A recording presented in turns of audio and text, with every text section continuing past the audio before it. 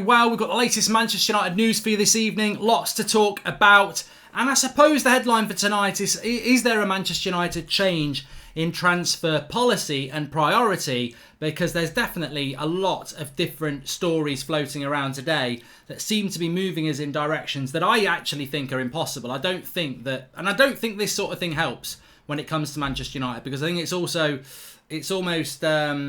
it's impossible for Manchester United to do all the things that are being done. And one thing that maybe we always get carried away as Manchester United fans is this belief that we're going to do this, that and the other, whereas a strong sense of reality is very, very important. Now, look, it's the Sun, and we'll start off with that story because I think it's one of these stories that doesn't help in the quest for what Manchester United are actually going to do this summer.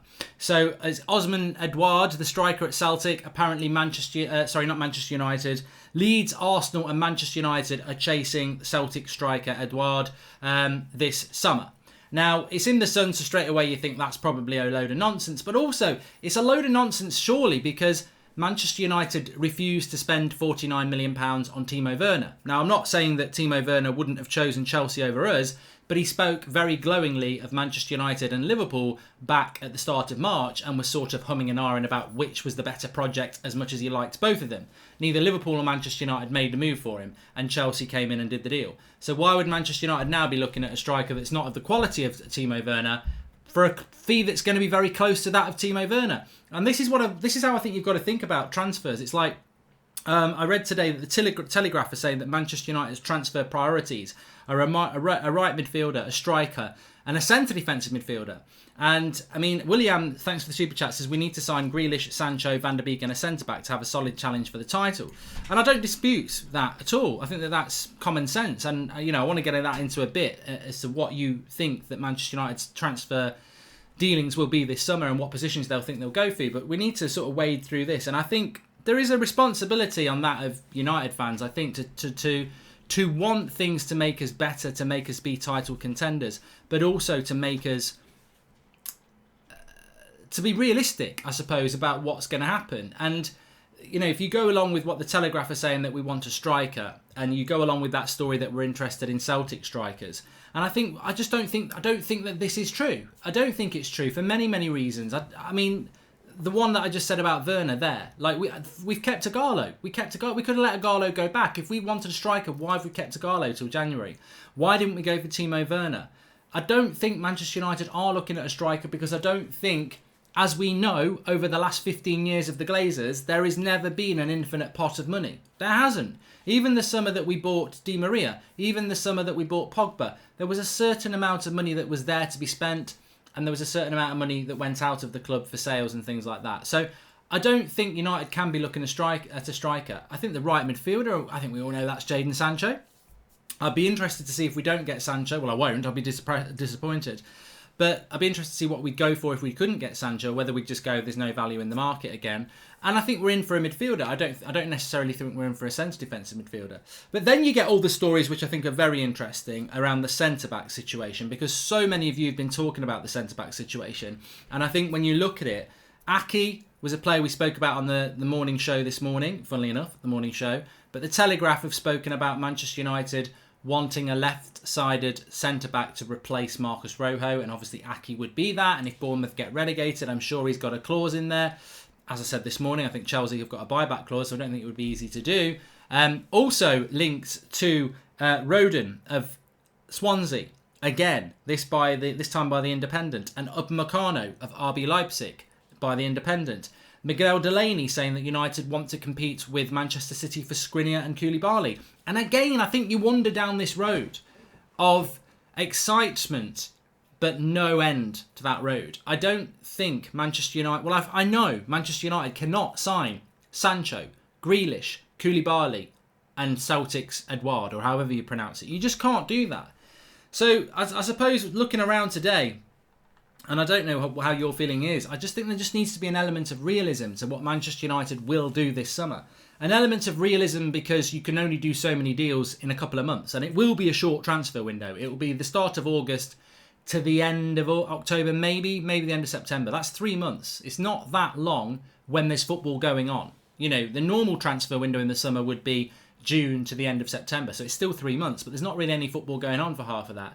For this, we're going to be playing Europa League at the start of the Premier League. So it's very difficult to do lots of deals. You also want to sell players as well, and we know that United are traditionally slow at doing more than one deal at a time. On top of that, United will only have a certain amount of money to spend. And, you know, my hurdle really is this. I'll be absolutely honest with you. My hurdle is, if we sign Sancho, is there any money to even buy Grealish? And yet we are saying, let's get Sancho, let's get Grealish, let's get a centre-back like Koulibaly, and let's get a striker as well. It's absolutely not going to happen. It's not going to happen. Let's just park it. That will not happen. Grant, Frank, welcome, latest member of the United Stand Members Club. And if Sancho is this summer, who will be the next summer? Says Ilua from Liam. Let's deal with this summer first, I think.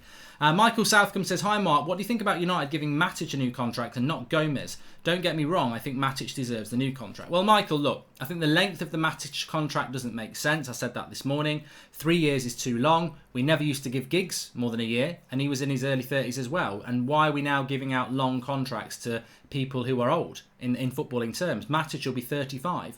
Mata got given a 3-year contract as well. It's weak. I think it's weak. We used to be run very, very well, I think, before Woodward took over. I think the way we dealt with contracts was pretty good under David Gill. A lot of players that were very good players, like the Scholes and the Giggs, were given 1-year contracts, and they signed them. And it was a yearly thing. We're now handing out 3-year contracts to 32-year-olds. I don't agree with that. But I do think Matic is a great player. He'd already signed the 1-year contract. Why are we going back in for a 3-year contract? But on Gomez, I must be fair and say that we did offer Gomez a contract and he turned it down. So I don't think we can say why we're giving Matic a contract and not Gomez, because Gomez turned it down. I'm very happy with Matic. I just don't like the length of the contract. What if halfway through next season Matic becomes the player he was a year ago and we've got him for 2.5 years as he declines and earns a big wage? It doesn't make sense to me on that sense. But that will be an unpopular opinion. I accept it. But sometimes if you want to build a dynasty, you've got to look beyond the last 6 months. And the next 6 months. You've got to look at where we'll be in 2 years' time with that deal that we've paid. The wage we're paying him for the next 3 years. That wage that could be used elsewhere in a couple of years' time. That's how I think, because I want Manchester United to get back where they are. But what I would say is this. I think this is the most interesting thing about that, and I think it's a good point by Michael. The most interesting thing is this. If Manchester United give Matic a year contract, which they did a couple of months ago, and they've been negotiating with him for a 3-year contract, that's negotiating with a player you didn't need to negotiate with until next autumn. Why are you doing that now? And if you're doing that now, you damn well better be doing it with other players who've got 1 or 2 years left on their contract. Hello, Paul Pogba. Get a big contract in front of him, and I don't care how long Matic stays or Mata stays. That's the 3 or 4 year contract we want to be signed. They need to start trying to negotiate with Pogba. Realistic window, Sancho, Grealish. Bring Smalling back for depth. If nothing else, we can fully address our centre-back and centre-defender next summer with transfer windows, says Daniel Luciano. Yeah. George Ramos says, hey Mark, how you hope you and your family are well. Do you think City can re-sign Sancho since they have a buyback clause if we can't get Sancho? Well, they don't actually have a buyback clause. They have a first refusal, which is very, very different. Buyback clause means you get to buy the player back, and a first refusal means that you get notified if another club has a bid accepted. So if United offer 80 million and Dortmund accept it, they say to Man City, do you want to bid, because we're going to accept that, and then it's down to the player whether he wants to go back. But Pep's already said that he won't. He Sancho doesn't want to be there, and I don't think Pep wants him either. Sean Turner says, I still don't think we are going to sign Sancho this summer. Dortmund won't be bullied into selling for anything less than 100 million, and we ain't going to pay that. Well, that pulls us back into what we're talking about there for anybody who's just joined in a little bit late. So many stories today. I mean, there's a link to a Celtic striker. There's a link to 4 different centre-backs, Aki, Edouard, Skriniar and Koulibaly, off 3 different outlets in the UK press. And two observations I want to say here, because look, you know, we do the daily show at 8 o'clock. We do the morning show at 10 o'clock, which is more about the news. We react when transfers seem to be close. And look, we're fans at the end of the day, and we're going to be driven by passion. But before I went live today, I thought, you know what? I just feel a responsibility to rein this in a little bit, because there is a very valid argument to say that, look, if United don't sign Sancho this summer, I will do a video saying I think it's a disgrace. I will. I think it's a sign of the times for Manchester United to continue down this road of positivity, to back the manager, to show the fans that we want to, that we're a football club, And I think if we don't go for Sancho because we can't afford it, I guarantee the Glazers will get their dividends at Christmas, and I guarantee the shareholders will get their value.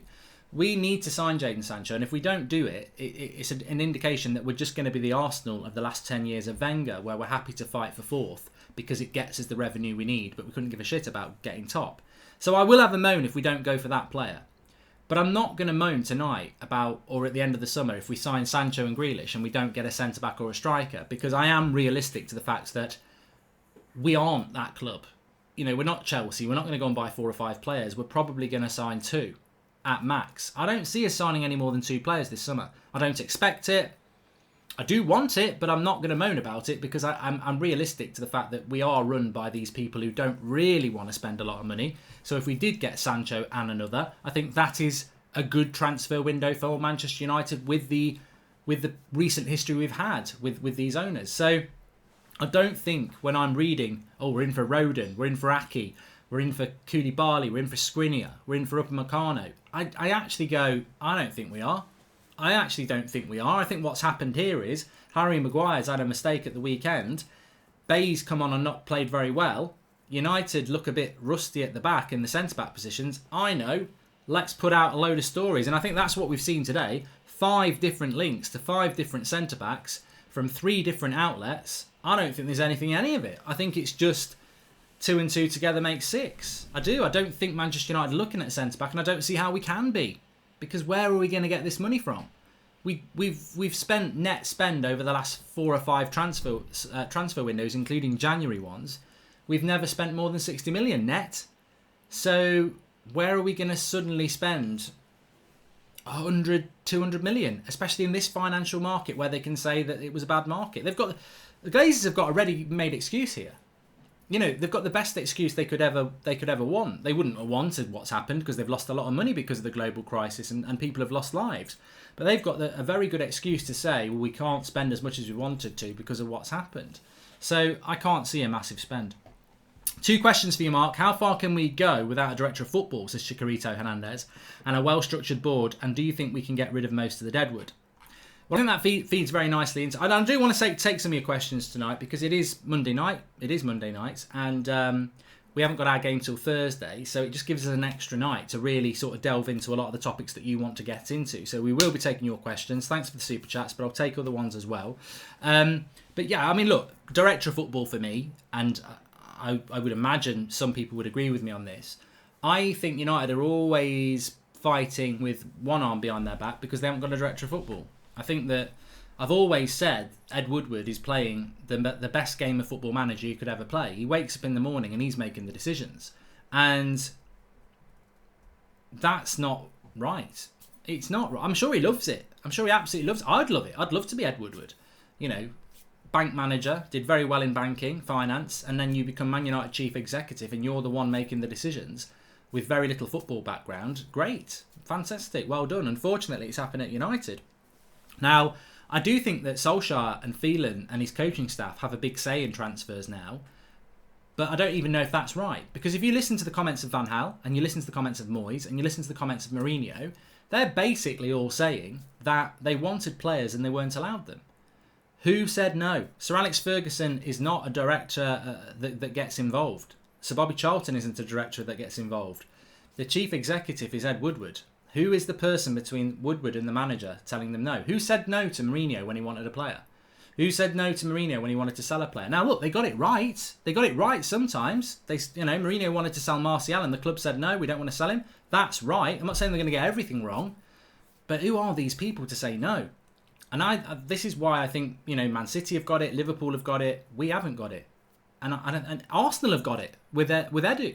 And we don't have it. And I don't think we've got it because our owners don't want, Woodward and whoever else, don't want to give up the control that they've got because they're playing their best life. They're playing Football Manager with Manchester United. So I think a director of football is very important. Could we win a title without it? I think we could. I just think it's harder. It's very hard. Because the football decisions are being made by non-footballing people. Who sacked Mourinho? Woodward and everybody. Who sacked Van Gaal? Woodward and everybody. Who would sack Solskjaer if they were going to do it? Woodward and everybody. I think a director of football is really, really important, and we haven't got one. Welcome to the club, C. James. And William says, if Dortmund don't sell, should we just sign Willian on a free, then sign Sancho on a free when his contract is up? Well, Sancho's contract's not up for 2 years, mate. So, and I think there'll be a lot of people queuing up for him. And I don't want Willian. I think Chelsea fans would even say this. Willian is a player that plays very inconsistently, and he clearly is a player that's playing fantastically well at the moment. You've got to ask yourself, why is Willian playing consistently well at the moment? Because he's out of contract, and he wants the world to see him so they can get a massive wage. That's what it's all about. Finally, you've said what I've always thought. We will only sign Sancho. If not Sancho, then it will be Grealish. Forget signing 2 or 3 players. Just can't see it happening, says Darren Giles. I mean, look, it starts and ends with Jack Grealish to me. Jack Grealish. Jadon Sancho is where it starts and ends for me. That's it. Welcome to Flex47, by the way. He's one of our new moderators tonight. Welcome to doing that, pal. We're always looking out for moderators. I know we'll get loads of people saying, I'll do it. But people tend to get scouted by the other moderators and me, who notice people who've been here for a long time, who interact in the right way, and then you'll get invited. So well done to him. Chief Leaf Gamer says, Mark knows mine personally, so he usually picks mine just really interactive, says Chief Leaf Gamer. Don't know what he's on about. Do you think, says Fortnite Replays, do you think Sancho is realistic for United this summer? Just think about it regarding how much Dortmund want and how much we have. I absolutely 100% understand the trepidation and cynicism with... I understand why people don't think we might sign Sancho, to be honest. I absolutely get it. And look, I can only give you my opinion. That's all I can ever do. That's what this channel is. It's interactive fan opinion. That's the way it's always been. That's the way it's always will be.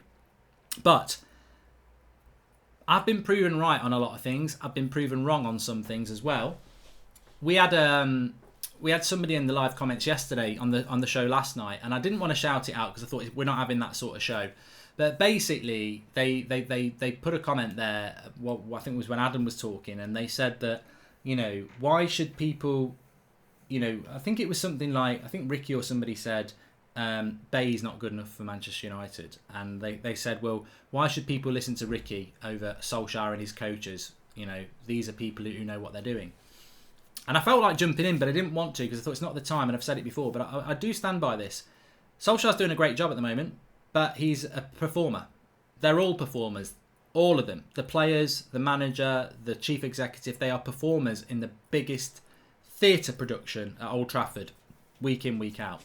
If they perform badly, like a stand-up comedian or an actor, they will get criticised. If they perform well, they will win an Oscar, the Premier League. That's how it works. Do these people know better than us? Look, fair play to them. They're in the firing line. They've earned the job. I respect that. I totally do. But do they always know better than the fans? Of course they don't. And I'm not saying Solskjaer and the current incumbents of the role don't, but I've done this long enough to see the mistakes of Moyes, the mistakes of Mourinho, the mistakes of Van Gaal, called out by you every night and proven right. So don't ever knock your own opinion. Realistic summer for us, Grealish and Ake for a total of 80 million, sell Lingard and Mata, total net spend of 50 to 60 million, says Sean Turner. I don't think that's going to please people.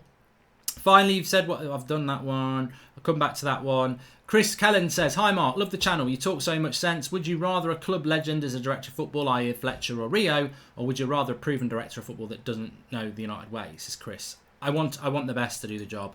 I wouldn't want Rio or Darren Fletcher. Show me their CV to go and scout the best players in the world, to make decisions, to tell... A director of football is this. I'll come back. Mike says, if Dortmund demand in excess of 100 million, don't you think we will be back out of the deal? I can't imagine anyone spending 100 million this window. The danger is if we back out the deal, will Chelsea back out the deal? The only reason I'd go for Ake is because nobody else are in for him. We need to improve on what we already have, and a relegated centre-back isn't an improvement, says Ryan FTW. And your thoughts on Souness's comments on Grealish? He does not like how Grealish carries the ball. And Camtastic, welcome, latest member of the United Stand Members Club. Look, on Graham Souness, I will always say that Souness was a fantastic player. And if he'd played for Manchester United, people would absolutely have adored him. He was aggressive. He was a bit like Roy Keane. A very, very good player. But he played for Liverpool, and because he played for Liverpool, I think there's an inherent bitterness towards Manchester United. And also I think he's a footballer from an era that was before the Premier League. So I don't think he gets all this like Gary Neville and Carragher modern footballer who can stop what they're doing and become somebody who appeals to Liverpool or United fans, even though they didn't as players. So Souness is a very biased player, biased pundit, and I think he's very anti-Manchester United. It's up to him what he thinks about Jack Grealish. I don't really give a damn what Graham Souness thinks about a player I like. It doesn't make me doubt myself, and it shouldn't make you doubt yourself. I don't get angry when somebody tells me Luke Shaw's crap. I get a little bit confused because I don't actually listen or hear anything that they say that's coherent. I don't respect it either because I actually think it's based on agenda and naivety, and I don't really respect that sort of opinion. But that doesn't mean I'm gonna get into a. I'm not gonna cry about it, and I'm not gonna doubt the fact that I think Jack Grealish is a good player. And as Jack Grealish quoted it himself, he's created more chances than anybody in the Premier League this season, I think, apart from Kevin De Bruyne. So, you know, if he doesn't like his running style or whatever, he's very effective. Hi, Mark. Is there a possibility of signing Sancho on a player plus cash deal? By that, we can offload Pereira and Lingard. Your views, says Villial Shuri. Look, if Dortmund are stupid enough to do it, let's do it. That's all I can say about that. But going back to the director of football role, and I'd be interested to see what the live comments say. Would I want Rio Ferdinand or Darren Fletcher to be Manchester United's director of football? No. And I like Darren Fletcher and I like Rio Ferdinand, but and it's no disrespect to them, but you ain't good enough for the job, in my opinion, because Ole Gunnar Solskjaer and Michael Carrick and McKenna are very inexperienced, and they're lewd. And I always say this in a positive way. I accepted it when we gave them the job. These were not managers and coaches that were going to come in with rafts of experience and do it from day one. They were going to make mistakes, and you hoped that those mistakes would not be as big as they have been over the last year because they didn't have the players to back them up. As soon as Pogba and Bruno have come in, I think those mistakes will be lessened. I mean, look, I'm sure we're still making mistakes tactically. I'm sure Ollie makes mistakes every bloody day because he's still, I believe, learning in the job. But he's making a lot of good decisions as well, and the players are good enough to make those good decisions make the difference when it comes to winning games. And he'll get better and better and better. But what Ole Gunnar Solskjaer always needed was somebody above him with experience, not as his manager, but as his director of football. If you give Rio Ferdinand the job, he comes in all happy, putting it up on social media, having a high-fiving Ed Woodward, you know, hugging Ollie. It's all one happy family. That's not how you succeed. You can have a happy director of football who's very amicable and gets on everyone, but he's got to have a bloody track record. Rio Ferdinand comes in. Ollie goes up to him and says, yeah, I'm looking at getting a centre-back. Did I tell you I was a centre-back? I was brilliant in my day. Yeah, I'd love someone like you. Have you got somebody? No. Leave it with me. Where's he going to go? Where's his experience of knowing the whole of Europe, of having connections, having a network? And then when he's found somebody, where's his connections and experience to get that deal done? Because that's what your director of football does. He is the person that when Solskjaer says, I want this, they go, I don't think he's the right player, but I think this one is from Monaco, you know, who's cheaper, available, and look at the stats, you know. So director of football is a very specialist role, and there are people out there, they don't need to know the United way, they don't need to be an ex-player, and they don't need to be a legend. But look, we're talking hypotheticals. We're not getting a director of football. I still think it's a very important thing. But we're not going to get one. So we're going to have to get by with what we're doing. And we're doing very well without one. But I still think we would be better with one. Look at Liverpool. Look at Manchester City. You know, and they're very successful clubs. And they have them. Mark, I think the best centre-back we can get this summer is Smalling. He would be able to be a partner for Harry and Lindelof. We need someone that can partner both, says Sean from Ireland. Dylan from Cork says, I didn't think Souness was that bad until Pogba arrived. But since Liverpool have started winning again, he's gotten more bitter towards United. Daniel, I just say bring it on. You know, I don't know whether a lot of you can remember what it was like when we were successful. We were hated. And we loved it. We absolutely loved it. So I don't really care. I sense that there is a turn towards Manchester United at the moment from rival fans. And it's because we're doing well. And they don't want us to do well. We did well. I think they're scared.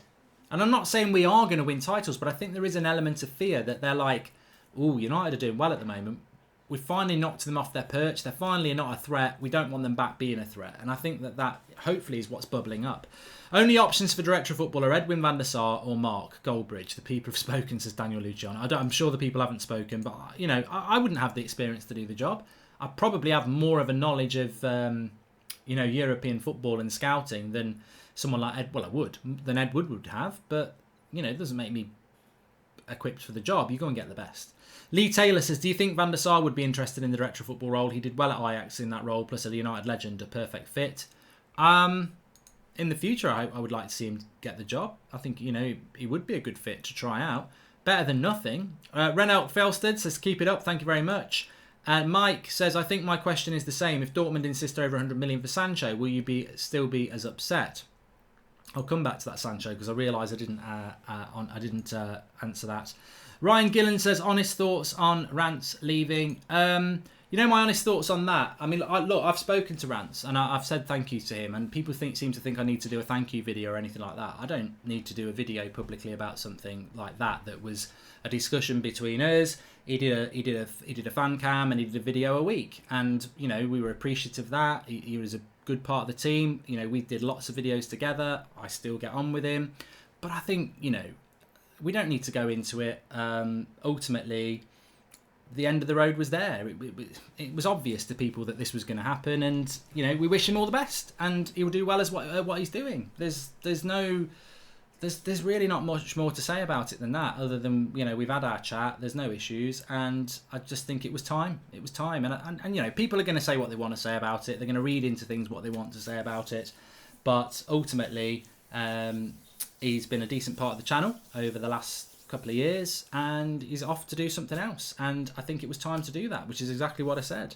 I don't need to do public videos or get involved in what this was or what that was. Ultimately, people come and go from this channel, and that's the way it should be, because it's a fan channel. It's not a I've been here probably too long, people would say, and I'm looking to go at some point myself, but I obviously do quite a lot on this channel, the vast majority of it, probably only over 90% of it if you take into the 5 years. But so it's a bit of a bigger role to get somebody in to replace me. But eventually it will happen, because the United Stand is a channel for everybody. And look, lots of people do what we do now across lots of clubs, and I'm very proud of that. So if you've been part of that journey, you're appreciated, and everybody knows that.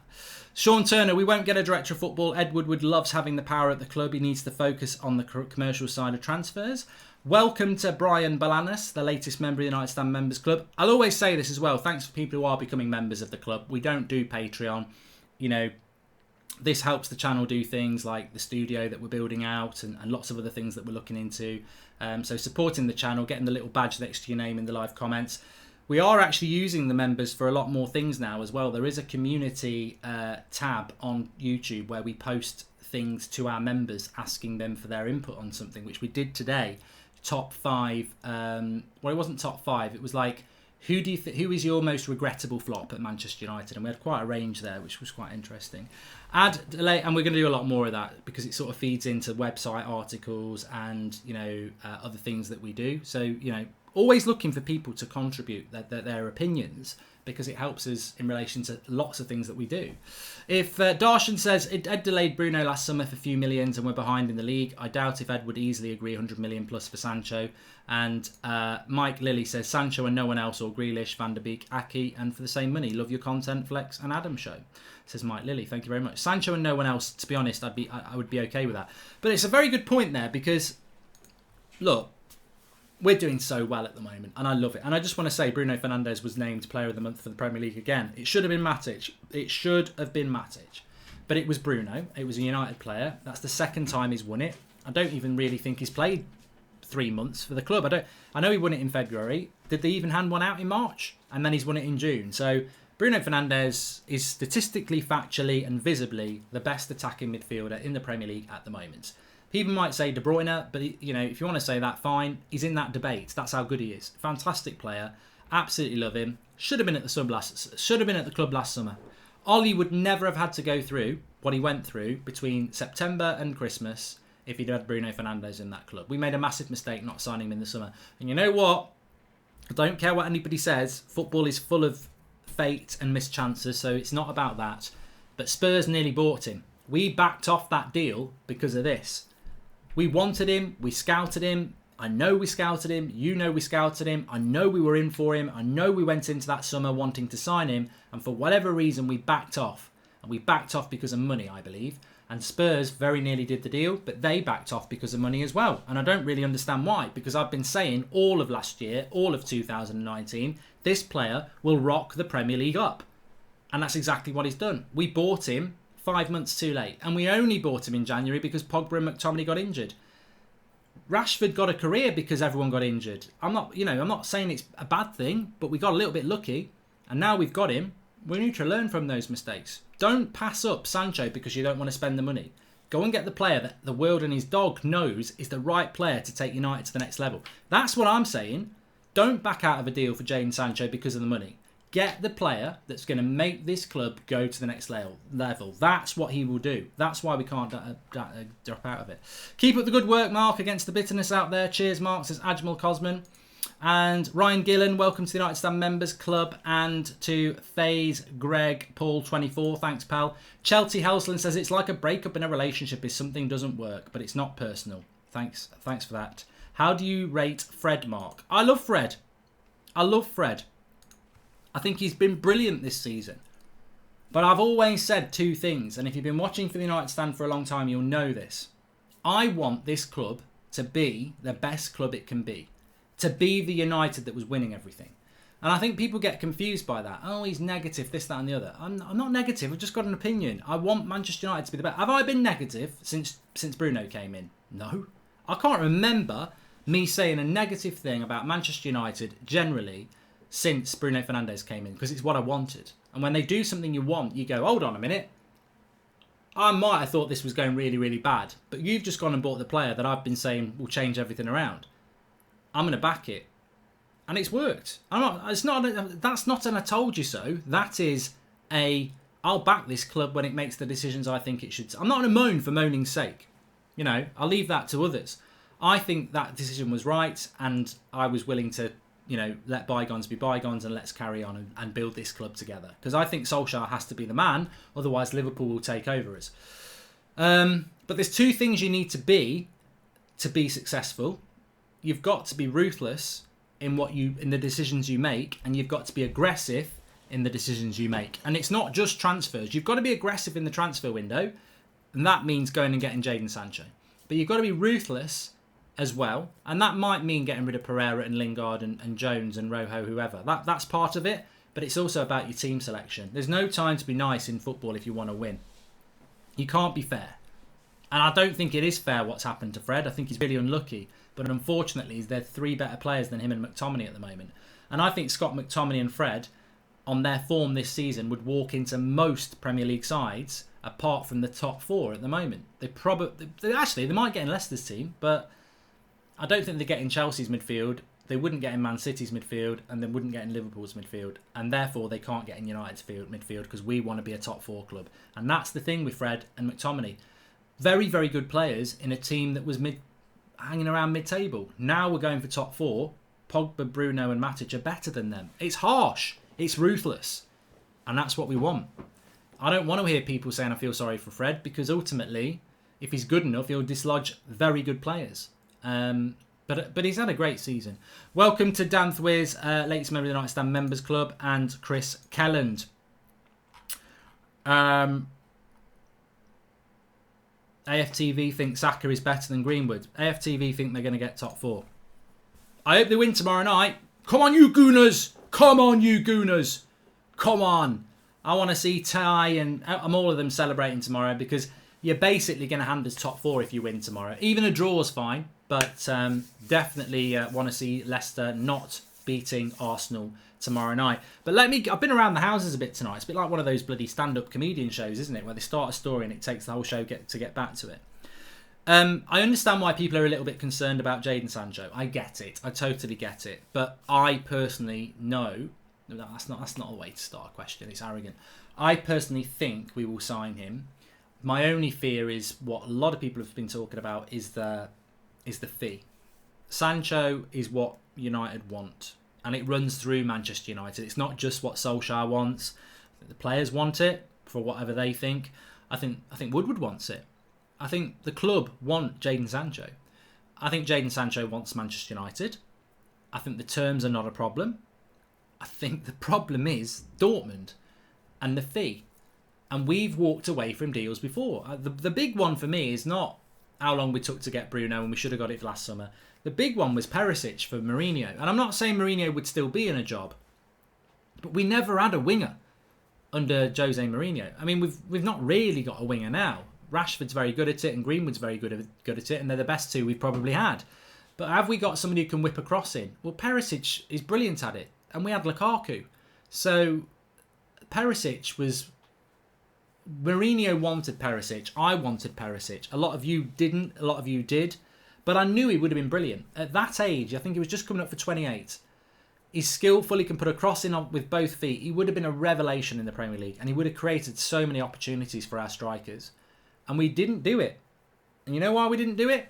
Mourinho wanted him. The club wanted him. Inter Milan wanted a little bit more money than we wanted to pay. And we walked away and we didn't get a backup. And that's the only thing that worries me about this deal. This is why I'm 80% sure we'll get Sancho and not 100. Because I've seen this club, and you've seen this club, back away from deals because of money. Not because... And that, to me, isn't right. When it's only a little bit more money, you go and get the player for the manager. That's what a football club does. If a manager says they want a player, get the player. As long as it's not 200, 300 million. Look, if Ollie wants Harry Kane, the club are going to have to not get him. But if he wants Jadon Sancho and United want to spend 80 and Dortmund want 100, you don't walk away from that deal and say, well, we tried Ollie, crack on with Pereira. You get the deal done, because that's what football clubs do. You can't not get that player. But we might not in that sense. But I just think it's a symbolic signing. I thought Bruno was a necessity. We needed that type of player. I think Sancho is a symbolic signing, because if you sign that player, who knows what we can be. If we don't sign that player, I don't think we can be what we can be with him.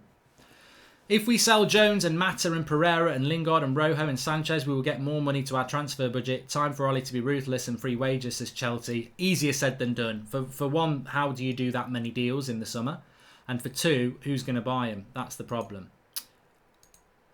Shrin Vasan Sridhar says, who has the most incentive to be CDM? Fred as heir to Fernandinho for Brazil, or McTominay? Can't we do a deal with Andreas plus Rojo for Van der Beek, and Fosa Mensa could be a centre-back?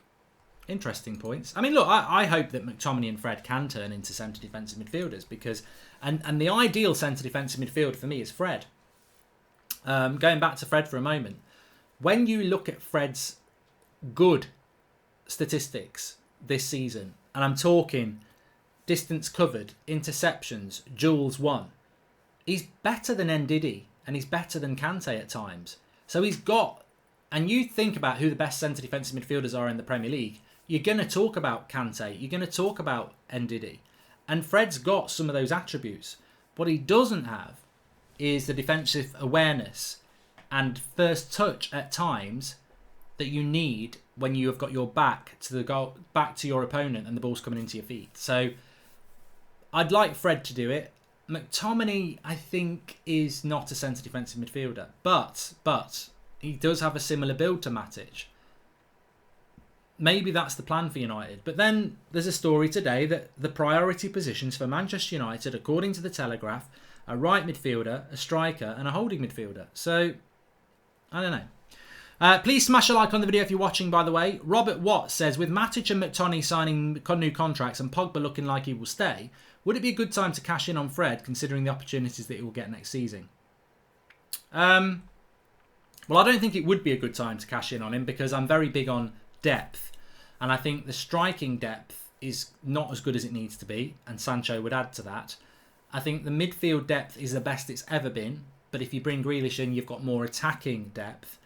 And I think defensively, Fred, McTominay and Matic were quite well stacked in that area. So I wouldn't get rid of Fred at the moment, because you're removing a player to bring another player in for the same position. And Fred's had a good season.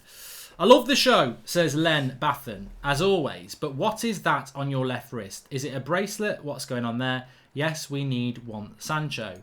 And William says, you're on Lingard's Instagram story. You also need to change the subscriber count. I'm on Lingard's Instagram story. I very much doubt it. Everyone goes to Instagram. You can follow me at Goldbridge Mark, by the way.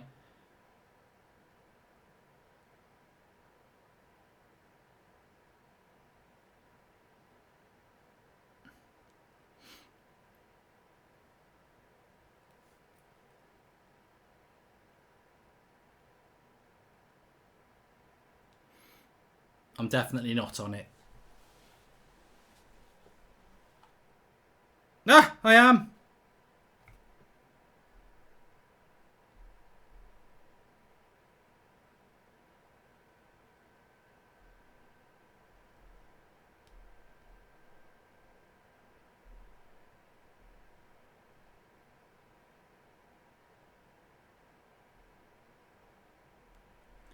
Oh well. Fair play, Jesse. I've always loved Jesse Lingard, and now it's about time that he realised it. But look, you know what? In all fairness, I'm a little bit lost for words now because I've just said let's sell Lingard. No, I haven't said. Look, Flex spoke to Jesse on one of the European tours, and he said to him, "Look, I know you get a lot of stick, but it's football.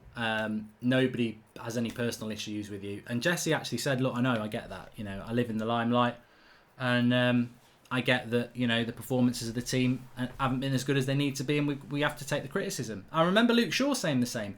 I remember Harry Maguire saying the same. So look, these footballers are obviously very aware of their entertainers, and look, I get a lot of stick on social media. You know I do. I get called horrible things. I get lies spread about me. It's absolutely horrible. So I'm very empathetic of any footballer who gets unfair criticism. And I thought this story that came out about Lingard at Christmas, I actually think and suspect and know there's more to come out about that. A lot of it's been kept back, and I think he's had a very, very difficult time. But he's a professional footballer for Manchester United, and it goes back to what I was talking about Fred there. There's no such thing as fairness when you're trying to win Premier League titles. You can't, Jesse's been given a lot of chances by Ollie. He can never ever say he wasn't given a chance. I think Ollie's given him too many chances, maybe over a Gomez or someone like that, but that's down to Ollie. He's been given a lot of chances, and he's not been good for a long, long time. And maybe he's not been good for a long, long time because of what's going on behind the scenes. But ultimately, what's best for Manchester United is that he doesn't play for Manchester United. And that he wasn't even on the bench for the last 2 games. So I don't know what's going on. There's nothing I would love more than for Jesse Lingard to come back and be that messy Lingard again that he was 2 years ago. Because everyone would be happy. He's come through the youth setup. It was exciting. He was proving people wrong. It was great. But since then, for the last 2 years, it's gone. And it just doesn't look like it's going to come back. And you've got to do what's best for Manchester United. And what's best for Manchester United is that Jesse Lingard is not in the team at the moment. And I don't think there's a way back. That's just an opinion. Would I like there to be a way back? Yes, because you wouldn't have to sign a Grealish then. But I don't think there is. And I actually think for him, the best thing for him, if he wants to get back in the England squad, is to find a move as well. So, look, we can get carried away with our conversations, and I'm sure it does hurt the individuals, but it is just entertainment. We're not criticising them for entertainment, but football is an entertainment business, and it's full of passion. You can't carry players that aren't good enough, whether it's Fred, whether it's Lingard, whether it's Pereira, whatever. And I'm not saying Fred's not good enough. I mean, he's just not as good as Matic and Bruno and Pogba at the moment, so he doesn't play. If you want to be a top 4 side, and if you want to fight for titles, then maybe Fred has to sit on the bench. That's just the cold, harsh reality of it, isn't it? Hi, Mark. What do you think of Bruno being ranked in the top 10 of Ballon d'Or power rankings? Says Adams. I think it's great. I think he's a fantastic player. I really do. I think he's great. Just talking about ratings, by the way. Wow. Who saw the player ratings show after the match for Bournemouth at the weekend in my match reaction? This is revolutionary. I absolutely love it. I know the website crashed, but we're working on that. It was a pilot. It'll be there for the Villa game. basically match reactions now, player ratings are voted for by United Stand people. So we had about 5,000 people who voted, and what happens, we put up a website page. It's got every single player with 1 to 10, 6 being average. You go through every single player, you put them out of 10, and you hit submit. You get thousands of people doing that, and it aggregates everybody's score. So we had like De Gea, who was 5.7, and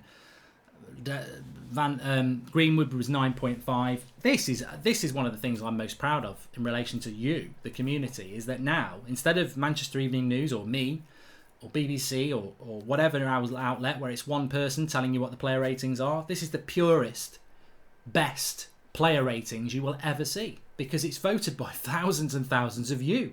I think it's amazing. I'm so proud of it. Of all the things we've done, and we've done some good things over the years, that is amazing. And it's instant. You know, within a few minutes of the game being finished, we're on a match reaction, scanning through thousands of your votes for the player ratings. If I was a United player, I know some of them do, but I would be telling the other players, going, you need to check that out. That is what all our fan base, well, not all of it, but a large proportion of it, a very good sample of our fan base, are saying about us.